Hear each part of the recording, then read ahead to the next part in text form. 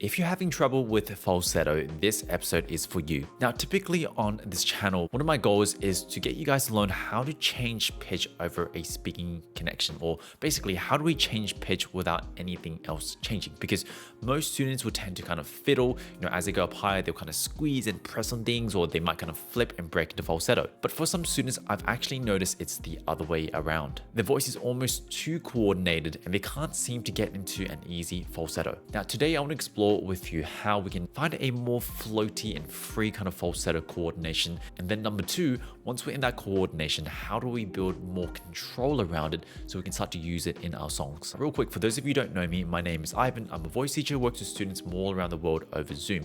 And really on this channel, my goal is to make learning how to sing as simple and as easy as possible. So if that is up your lane, consider subscribing wherever you're joining me from. If you're interested in improving your voice with less of the headaches, I've got some links down below on how you can work with me privately over Zoom, and also a self-study program in which you can study the voice in a step 1, step 2, step 3 manner. If you're interested in inspiring our next episode, let me know down in the comments below what you'd like me to talk about next. Now, let's start off here. What is falsetto? Now, for the purposes of this video, this is a sound that I define as falsetto. Now, some of you might call this head voice. Frankly, you can call it whatever you want. Now, there's a few things that need to happen to make this sound. The first one is the vocal folds, they need to stretch and they need to thin out. Whether you're in falsetto or something with a bit more kind of power in the voice, the vocal folds still need to stretch and thin out in order to change pitch. Now, the second one is the vocal folds don't vibrate and connect as deeply as they're resisting airflow. Rather, they're a bit more on like lighter kind of edges as they resist the airflow. And this is why falsetto often has kind of lighter quality to it. Now, I've used a couple of terms here that I'm going to assume that you understand. If you're unfamiliar with these terms of stretch or these terms of connection, please go and check out episode 219 and episode 220. Now, the reason why it's useful to define things in these terms is often with students, the challenge with getting to falsetto is one of these conditions isn't met. They don't stretch enough to get to the note, or as they're trying to go for their falsetto coordination, they can't seem to let go and allow the chords to vibrate on the edges. And instead, they try to get to these sounds through other ways like, pushing through more air, which often just creates a lot more tension and gets in the way. So now that we understand what is the problem, here is a little exercise to help you find an easier falsetto. Now, the first thing here is we're going to find a little flipping kind of quality. Now, what we're going to do is we're going to start off on the bottom note, and we're just going to sing it in something similar to our speaking voice, or some of you might think of it as our chest voice. So it's like got some presence. It's quite kind of thick, but it shouldn't feel too hard to do. Now from here, we're going to see if we can find this kind of flipping quality. Now, the reason the flip is really important is it is actually a great sign that the voice is going from this kind of deeper kind of connection to something that vibrates on the edges, right? The chords kind of come apart and vibrate a bit lighter on the edges. And that sudden change in pressure is what often causes that flipping quality. Now, for some of you who are so used to kind of just hanging onto that closure of the vocal folds, this might actually take some time and it might feel really, really foreign. Some of you might not have made a sound like this since puberty. That's okay. Just stay here and keep experimenting. It's going to be simpler than you think. Now, if you're struggling with this, here are a couple of cues to also help you find this coordination better. The first one here is it shouldn't feel more effortful. If anything, it should feel easier because the vocal folds are actually coming apart and they're resisting less pressure. So there should actually be less pressure on the voice.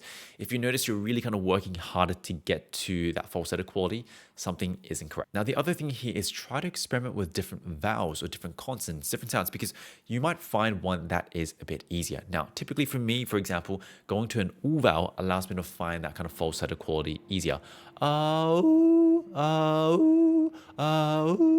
But some of you might find like sticking it on an R vowel might be a bit easier. Feel free to experiment. Now, once you can find this coordination, in step 2, we're going to see if we can build some controls around this, especially around changing pitch. And so one thing we can do is we're going to flip, but once we get to that falsetto coordination, we're going to do a little slide to see if we can change pitch, just like this.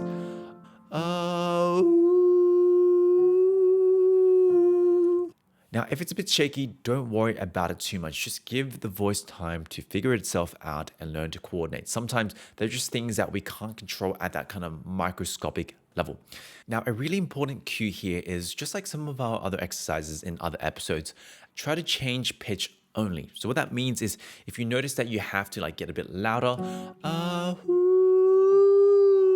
if you have to get louder, or if you start to push through more air, maybe you have to open your mouth, just try it again. Because the more that you can get just pitch change in this falsetto coordination, the more you're going to isolate the correct muscles. Now, once you've got pitch change down, you can actually change pitch with not too much trouble. The last and final step is we want to start to bring this back up to the level of singing. Now, there is a general process to this, but the idea here is you just want to expand the amount of contexts in which you can find these coordinations. For example, you might want to shape different words and different consonants around this coordination.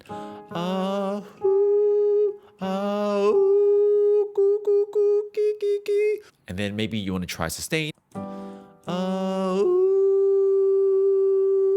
Maybe you want to sustain it. Maybe you want to try more intricate scales. But basically the idea is the more you can build this outside of a song, when you actually go and sing, you'll have a high chance of this coordination just working.